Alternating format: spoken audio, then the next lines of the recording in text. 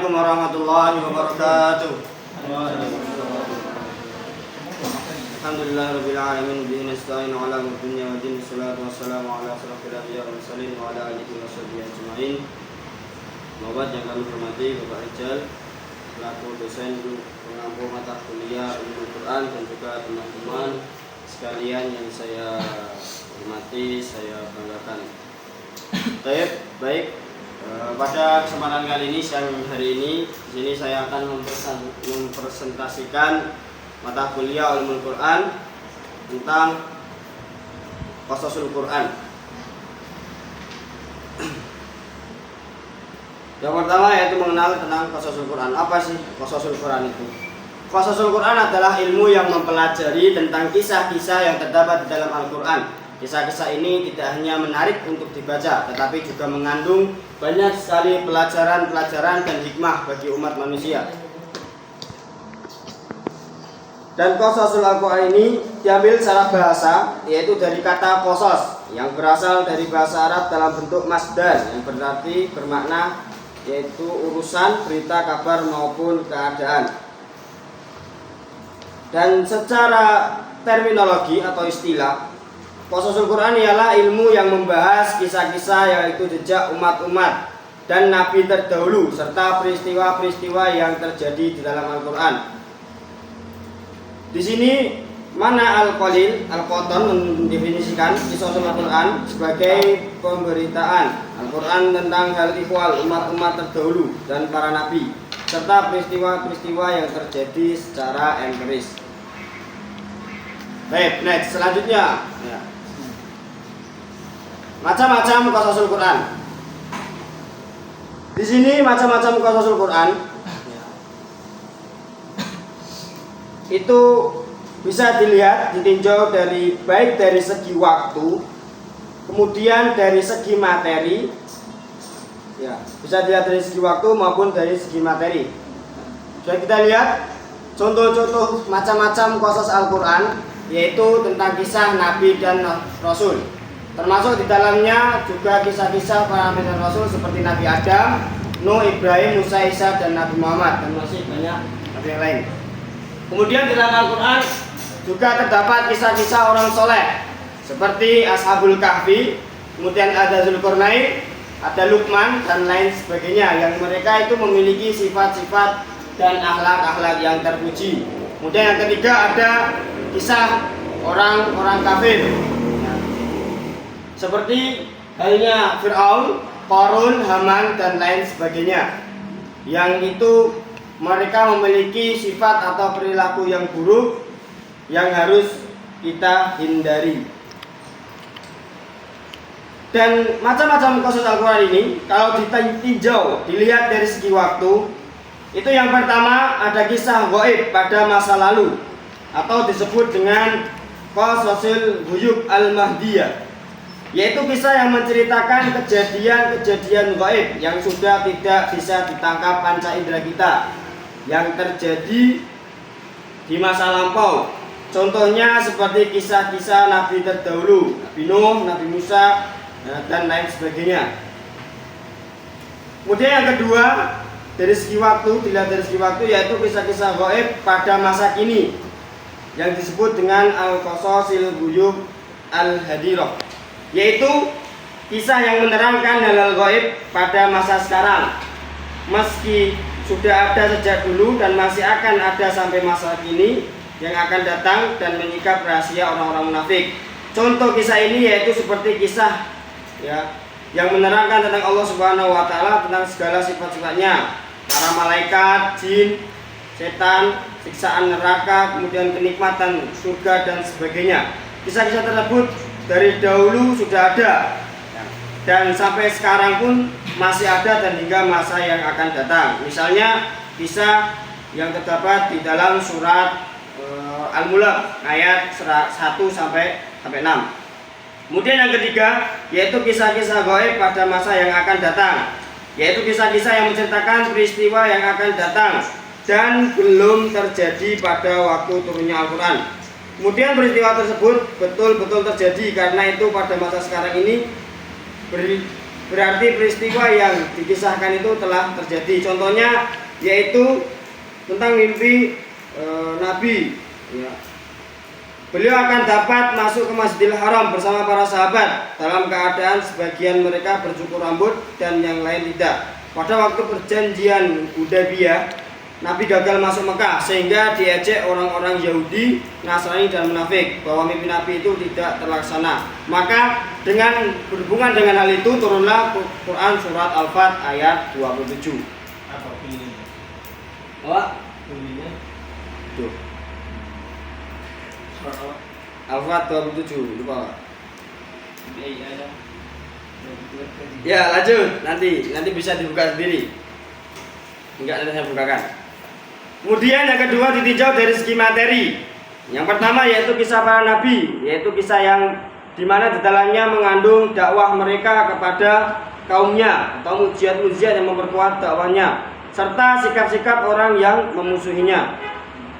Yang kedua kisah-kisah yang berhubungan dengan peristiwa yang terjadi pada masa lalu dan orang-orang yang tidak dipastikan kenabiannya. Misalnya kisah orang yang keluar dari kampung halaman yang beribu-ribu jumlahnya karena takut mati. Ada kisah Talut dan Jalut, dua orang putra. Kemudian ada Habil dan Qabil dan Habil. Kemudian kisah penghuni gua, Zulkarnain, Qarun dan lain sebagainya. Kemudian yang ketiga yaitu kisah-kisah yang berhubungan dengan peristiwa-peristiwa yang akan terjadi pada masa Rasulullah, seperti kisah perang Badar, kemudian perang Uhud dan perang-perang yang lainnya. Selanjutnya sejarah dan perkembangan qasasul Quran. Yang pertama yaitu pada masa Nabi Muhammad SAW. Kisah-kisah dalam Al-Quran pertama kali diajarkan oleh Nabi Muhammad SAW yaitu kepada para sahabatnya. Kemudian selanjutnya pada masa sahabat, para sahabat Nabi Muhammad ini meneruskan tradisi mempelajari dan mengajarkan qasasul Al-Quran tersebut. Kemudian yang ketiga masa ulama klasik, yaitu pada masa ini muncul banyak sekali ulama-ulama yang menulis kitab-kitab tafsir dan pembahasan tentang qasasul Al-Quran. Selanjutnya contoh kisah qasasul Al-Quran. Yang pertama ada contoh kisah Nabi Ibrahim. Salah satu contoh kisah qasasul Al-Quran adalah cerita tentang Nabi Ibrahim yang diperintahkan untuk menyembelih anaknya Ismail. Kisah ini mengajarkan tentang ketaatan dan kesabaran. Jadi di dalam kisah Al-Quran ini banyak sekali mengandung hikmah atau ibrah yang bisa kita dapatkan. Di dalam kisah Nabi Ibrahim ini dicantumkan dalam Quran surat As-Saffat ayat 110 sampai 100. Ayat 101 sampai 110 tentang ini ada di mana nih? menyembelih anaknya Ismail. Kemudian yang kedua ada kisahnya. Terbawa aja, terbawa. Dekat. Kisah Nabi Yusuf. Nabi Yusuf ini menceritakan tentang penderitaan, kesabaran, dan akhirnya kemenangan. Kisah ini menjadi contoh bagaimana Allah Subhanahu Wa Taala menguji hambanya, namun tetap memberikan pertolongan. Itu dijelaskan di dalam Quran surat Yusuf. Dalam surat Yusuf ini full cerita Nabi Yusuf, ya, dari Nabi Yusuf kecil sampai dewasa. Nah, itu banyak sekali hikmah-hikmah pembelajaran yang bisa kita ambil. Kemudian yang ketiga ada kisah Nabi Musa. Salah satu kisah terkenal adalah kisah Nabi Musa, yaitu ketika beliau melawan Fir'aun. Kisah ini menggambarkan perjuangan kebenaran melawan kebatilan serta kekuatan iman dalam menghadapi tantangan. Ini dicantumkan dalam Quran surat Toha ayat 25 sampai 28. Selanjutnya, relevansi qasasul Quran. Yang pertama yaitu sebagai pedoman hidup. Kisah-kisah dalam Al-Quran, qasasul Quran dapat menjadi teladan dan panduan bagi umat manusia dalam menjalani hidup sehari-hari. Jadi kita bisa melihat dari kisah-kisah terdahulu para sahabat, kemudian para umat-umat terdahulu, ya. Dalam kita bisa melihat gimana kehidupan orang terdahulu, keimanan, ya, dan bisa kita mencontoh atau meniru umat-umat terdahulu. dalam hal kebaikannya.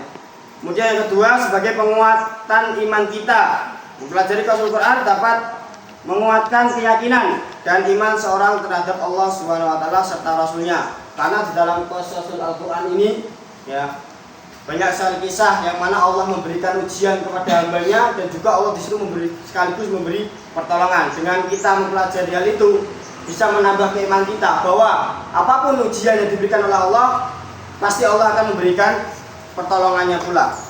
Kemudian yang ketiga, pembelajaran moral.